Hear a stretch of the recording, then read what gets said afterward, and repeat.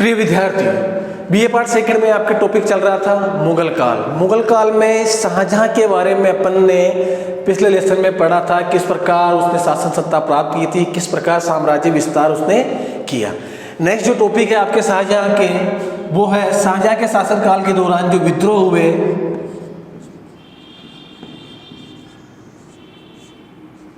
उसके बारे में वर्णन। इसके शासनकाल के दौरान कहा जाता है कि कुछ विद्रोह हुए थे।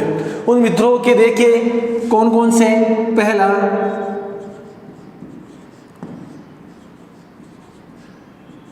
खाने जहां लोधी का विद्रोह 1628 से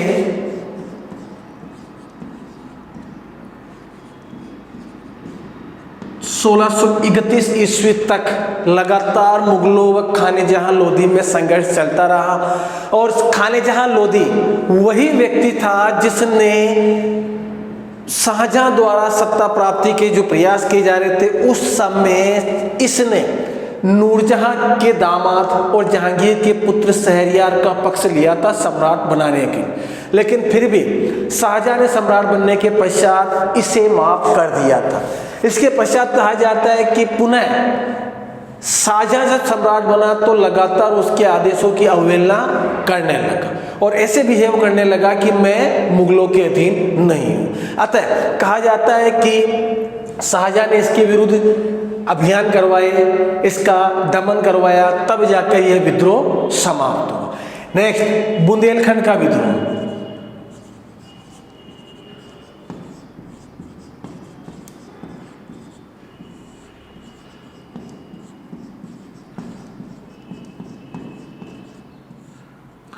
बुंदेलखंड का विद्रोह 1628 से 1635 ईस्वी। बुंदेलखंड जहांगीर टॉपिक चला था आपने, तब आपको याद है वीर सिंह बुंदेला यहां का शासक था। और जब अकबर के दौरान सलीम ने विद्रोह किया था तो यहाँ के वीर सिंह बुंदेला ने सलीम का साथ दिया था, यानी जहांगीर का, और अबुल फजल की हत्या करवा दी थी। तो यहाँ के साथ पहले ही मुगलों के संबंध रहे हैं। और कहा जाता है कि शाहजहां के समय यहाँ का शासक था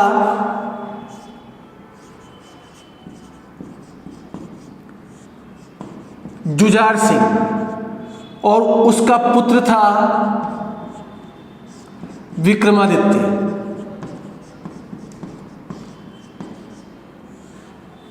कहा जाता है कि इस विक्रमादित्य ने जनता पर कठोर अत्याचार किए, वह अवैध धन संग्रह कर लिया। और शाहजहां को यह पता चला कि भाई इसने इस प्रकार से अवैध धन संग्रह किया, तो जांच के लिए कमेटी का गठन कर दिया।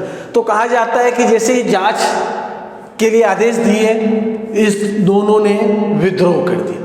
विद्रोह के पश्चात मुगल सेना भेजी, आत्मसमर्पण कर दिया। लेकिन फिर कुछ दिनों पश्चात कहा जाता है कि पुनः विद्रोह कर दिया। विद्रोह होने पर फिर इस बार शाहजहां ने भेजा और शाहजहां ने दोनों को पराजित किया। पराजित करने के पश्चात कहा जाता है कि दोनों जंगलों में भाग गए। वहां जो गौड़ आदिवासी होते हैं उन्होंने इन दोनों की हत्या कर दी। और इसके जो पुत्र थे उन पुत्रों को औरंगजेब ने धर्म परिवर्तित करके मुसलमान बना दिया। तो इस प्रकार इसका भी दमन हुआ। नेक्स्ट,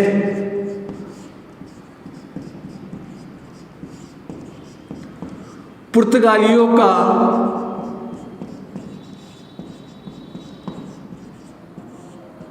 विद्रोह। कहा जाता है कि पुर्तगाली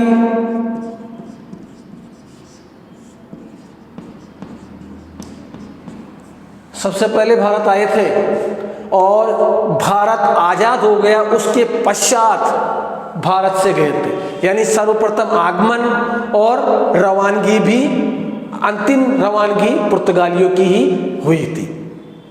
तो कहा जाता है कि पुर्तगाली जो थे उस समय हुगली क्षेत्र पर अधिपत्य स्थापित किए हुए थे, यहाँ से वो व्यापार करते थे। और कहा जाता है कि शाहजहां को जब ये सूचना मिली कि ये पुर्तगाली जबरदस्ती धर्म परिवर्तित करवा रहे हैं, ईसाई धर्म ग्रहण करने के लिए बाध्य कर रहे हैं, इसके अलावा कई व्यक्तियों को, बच्चों को बेच रहे हैं, उन्हें गुलाम बना रहे हैं, दास बना रहे हैं। इसके अलावा जो महिलाएं थी, मुस्लिम महिलाएं, उन मुस्लिम महिलाओं से विवाह करके उन्हें भी धर्म परिवर्तित करने के लिए बाध्य किया जा रहा है। तो जैसे ही शाहजहां को यह सूचना मिली, मुगल सेना भेजी, पुर्तगालियों का बेरहमी से दमन किया और हुगली क्षेत्र पर 1632 ईस्वी में आधिपत्य स्थापित कर लिया।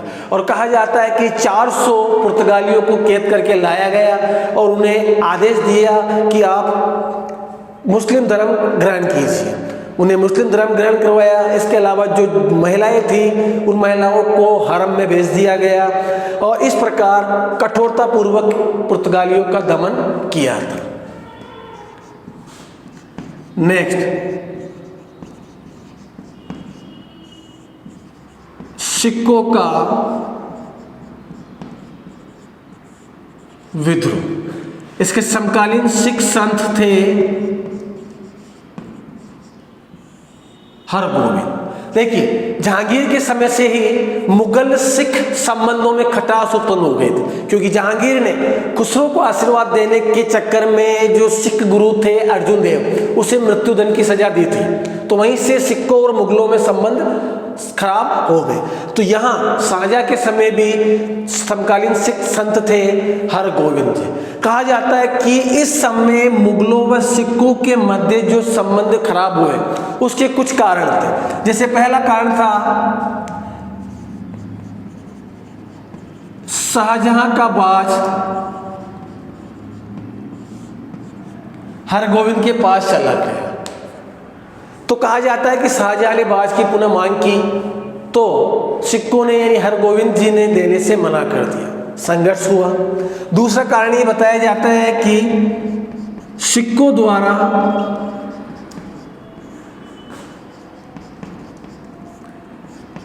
गोविंदपुर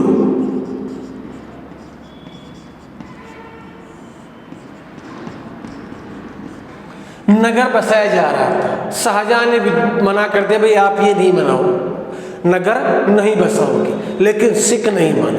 तो इस प्रकार इन कारणों से शाहजहां के शासनकाल के दौरान मुगल व सिखों के मध्य संघर्ष हुआ, जो आखिर तक चलता रहा। औरंगजेब के समय भी वो, औरंगजेब के उत्तराधिकारियों के समय भी ये चलता रहा। तो इस प्रकार शाहजहां के समय जो प्रमुख विद्रोह हुए थे उसका वर्णन निम्न है। अब शाहजहां का दमन कर देते हैं।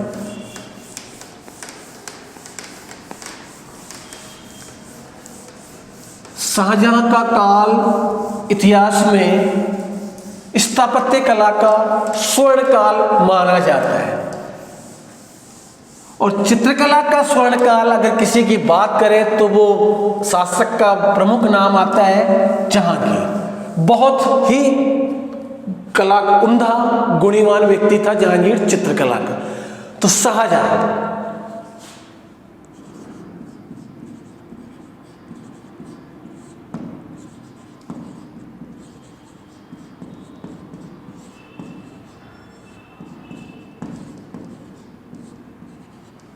शाहजहां के अंतिम दिन, कहा जाता है कि शाहजहां जब वृद्ध होने लगा, बीमार रहने लगा, तो शाहजहां ने क्या किया, इसका जो बड़ा पुत्र था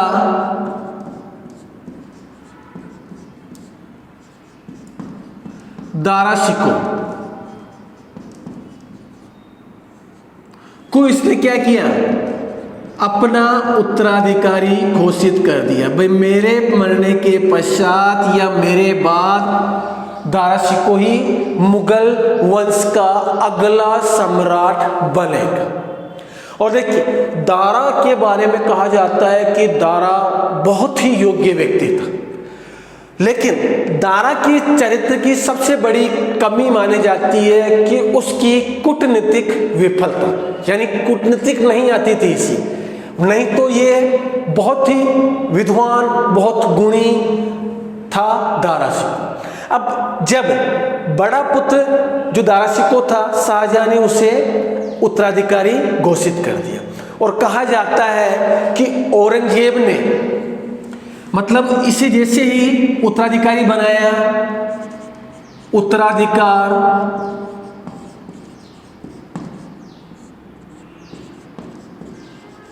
संघर्ष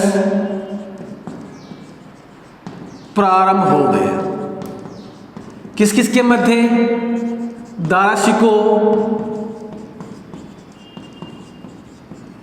औरंगजेब,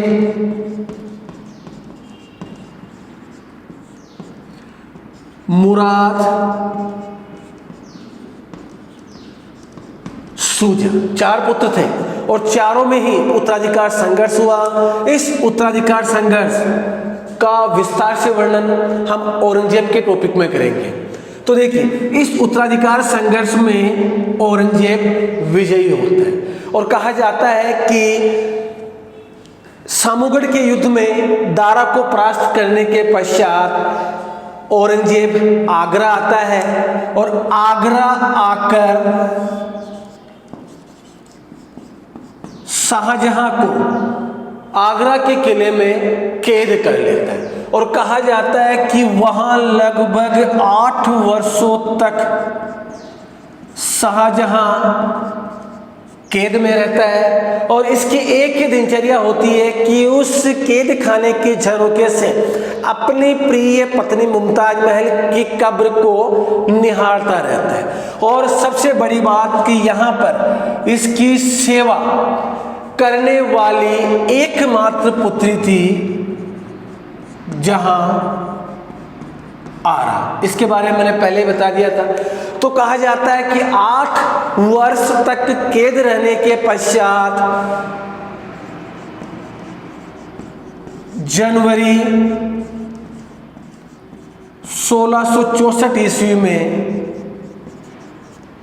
शाहजहां की मृत्यु हो जाती है और उस समय यह था 74 वर्ष का। तो इस प्रकार शाहजहां का दुखद अंत होता है 1666 ईस्वी। शाहजहां का